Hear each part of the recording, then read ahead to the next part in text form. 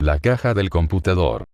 Este componente es necesario en todo computador, es el que tiene incorporado dentro la mayoría de los componentes necesarios para el funcionamiento de este, y que nunca especificamos a la hora de comprar un equipo. Si compramos un equipo de marca, o compramos un equipo de una cadena de tiendas de informática, la caja está cerrada, y raramente existe la opción de hacer algún cambio. Excepto, en muy pocos casos, elegir entre una caja de sobremesa, o una mini semitorre o una torre.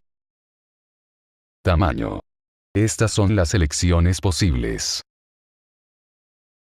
Desktop, sobremesa horizontal.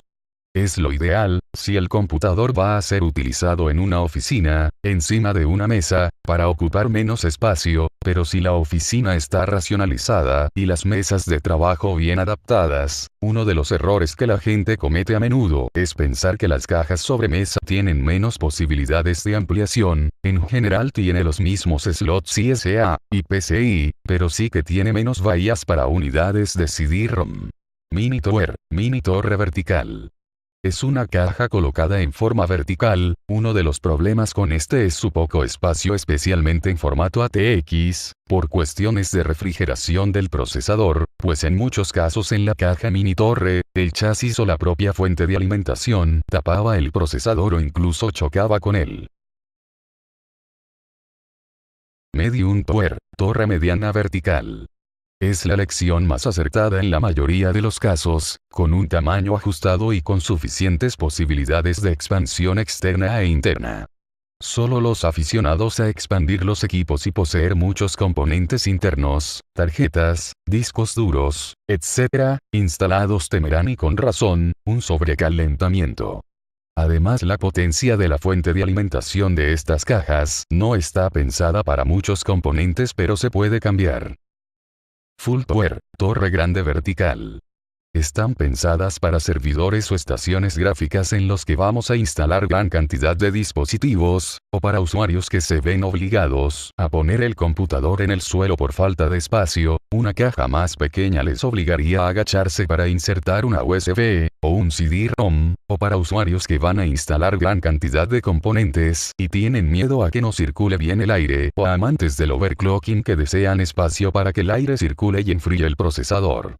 Sin embargo, un gran tamaño no implica mejor refrigeración, a menos que la caja esté abierta. Espacio externo. Si vamos a colocar nuestra caja encastrada en un mueble o una mesa. Atención.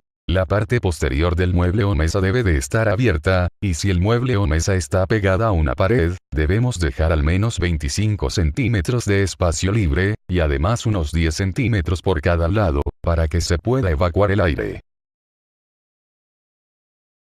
Interior. Una caja de mayor tamaño no implica más espacio para trabajar cómodamente, sino más espacio para componentes, o mayor refrigeración. Accesibilidad. Hay que fijarse bien en la colocación de la fuente de alimentación y el soporte de los discos duros incluso en una caja grande. En una caja pequeña, podemos necesitar hacer malabarismos para ampliar la memoria o conectar un cable SATA secundario. Un detalle que se puede observar muchas veces es que por la construcción de la caja es imposible quitar los tornillos del lado derecho del disco duro, e incluso cajas en las que el panel del lado derecho de la caja no se puede quitar. Una caja en la que se puedan quitar independientemente los paneles izquierdo y derecho es muy cómoda cuando abrimos el computador con frecuencia, e incluso para los amantes del overclocking que prefieren quitar el panel izquierdo para así no tener problemas de refrigeración, y además aporta rigidez a la caja. La tarjeta madre, también conocida como tarjeta principal, mainboard, motherboard, etc. Es el principal y esencial componente de toda computadora, ya que allí donde se conectan los demás componentes y dispositivos del computador.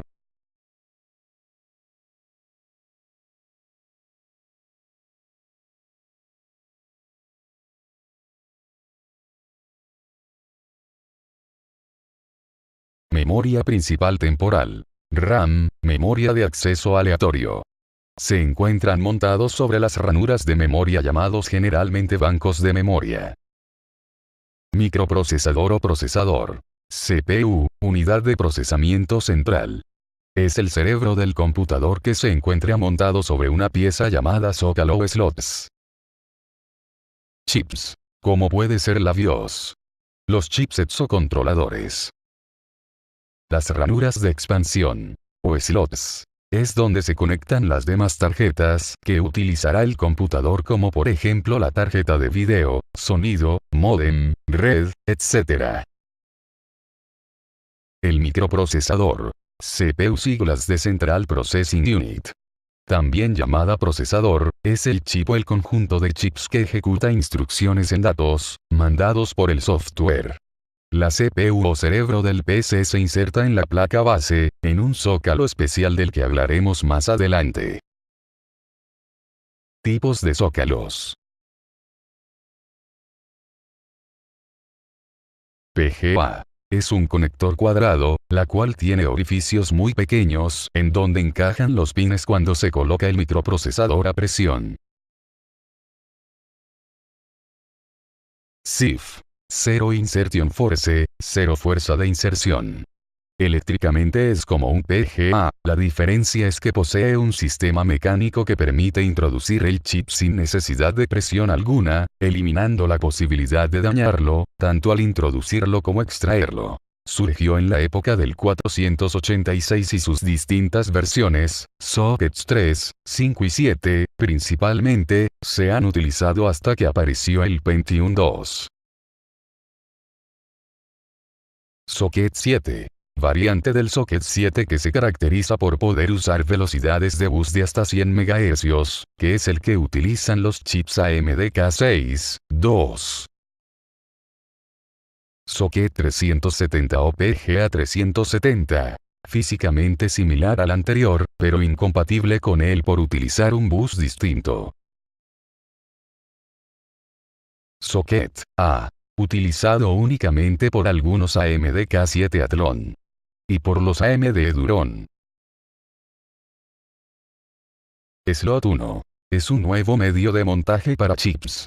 Físicamente muy distinto al anterior. Es una ranura muy similar a un conector PCI, o ISA, que tiene los contactos o conectores en forma de peine. Slot A. La versión de AMD contra el Slot 1. Físicamente ambos slots son iguales, pero son incompatibles ya que Intel no tuvo ninguna intención de vender la idea y es utilizado únicamente por el AMD K7 Athlon. Los microprocesadores almacenan grandes cantidades de calor, debido a los procesos y gran trabajo que éste realiza, es por eso que necesitan un sistema de enfriamiento, o refrigeración que permita mantener un nivel de calor óptimo para evitar así que se queme y éste trabaje adecuadamente sin que se recaliente. Comúnmente estos componentes se colocan encima del chip, y está compuesto de aluminio que es un material fácil de enfriarse debido a su composición, y se aseguran mediante un gancho metálico, acompañado de un extractor o disipador de calor para enfriar el aluminio y mantener la temperatura. Otro método sería enfriamiento líquido. La mayor ventaja del enfriamiento líquido es que saca el calor de cada pieza en específico, cosa que no se puede hacer con el tradicional o de aire, pero por otro lado es mucho más complicado de armar porque se usan bloques de agua, un radiador, tubos y bombas. Por estas razones y por su costo, un usuario común no optaría por este método, por lo tanto, sería usado mayormente por personas que quieran una computadora para videojuegos o actividades exigentes. Ranuras de expansión. ISA, una de las primeras, funcionan a unos 8 MHz y ofrecen un máximo de 16 MB por segundo, suficiente para conectar un módem o una placa de sonido, pero muy poco para una tarjeta de vídeo. Miden unos 14 centímetros y su color suele ser generalmente negro. Ranuras de expansión. VESA Local Bus. Empezaron a usarse en los 486, y estos dejaron de ser comúnmente utilizados desde que el Pentium hizo su aparición, ya que fue un desarrollo a partir de ISA, que puede ofrecer unos 160 MB por segundo a un máximo de 40 MHz. Eran muy largas de unos 22 centímetros, y su color suele ser negro con el final del conector en marrón, u otro color. Ranuras de expansión. PCI es el estándar actual. Pueden dar hasta 132 MB por segundo a 33 MHz, lo que es suficiente para casi todo, excepto quizá para algunas tarjetas de vídeo 3D. Miden unos 8,5 centímetros y casi siempre son blancas. Ranuras de expansión. AGP, actualmente se utiliza exclusivamente para conectar tarjetas de vídeo 3D, por lo que solo suele haber una. Según el modo de funcionamiento puede ofrecer 264 MB por segundo o incluso 528 MB por segundo. Mide unos 8 centímetros, se encuentra a un lado de las ranuras PCI, casi en la mitad de la tarjeta madre o principal. Conectores externos. Son conectores para dispositivos periféricos externos como el teclado, ratón, impresora, módem externo, cámaras web, cámaras digitales, escáneres, tablas digitalizadoras, entre otras. Conectores internos, son conectores para dispositivos internos, como pueden ser el disco duro, las unidades de CD, etc. Conectores eléctricos, en estos conectores es donde se le da vida a la computadora, ya que es allí donde se le proporciona la energía desde la fuente de poder a la tarjeta madre o principal. Pila del computador, la pila permite suministrar la energía necesaria al chip CMOS para que la BIOS se mantenga actualizado con los datos configurados. Esta pila puede durar entre 2 a 5 años, y tiene voltaje de 3.5 voltios, y es muy similar a las del reloj solo que un poco más grande. La forma de conectarse es muy fácil, ya que las mayorías de las tarjetas madre incorporan un pequeño conector para ella en donde se ajusta a presión. El disco duro, es el dispositivo en donde se almacena la información de manera permanente, pero puede ser borrada cuando sea necesario. Un disco duro se organiza en discos o platos similares al disco compacto, CD, pero de un material metálico, y en la superficie de cada una de sus dos caras existen pistas, como las líneas o surcos de un disco de vinilo, y las pistas se dividen en sectores como por ejemplo una porción de pizza. El disco duro tiene una cabeza lectora en cada lado de cada plato, y esta cabeza es movida por un motor cuando busca los datos almacenados en algún lugar específico del disco. Capacidad de almacenamiento. Actualmente la mayoría de las aplicaciones contienen grandes cantidades de información y ocupan mucho espacio, por lo que es necesario considerar un disco con suficiente capacidad de almacenamiento y no quedar cortos de espacio al momento de instalar nuevos programas. Tarjetas de video. La cantidad de imágenes que puede desplegar un monitor está definida tanto la tarjeta de video como por la resolución de colores de la pantalla.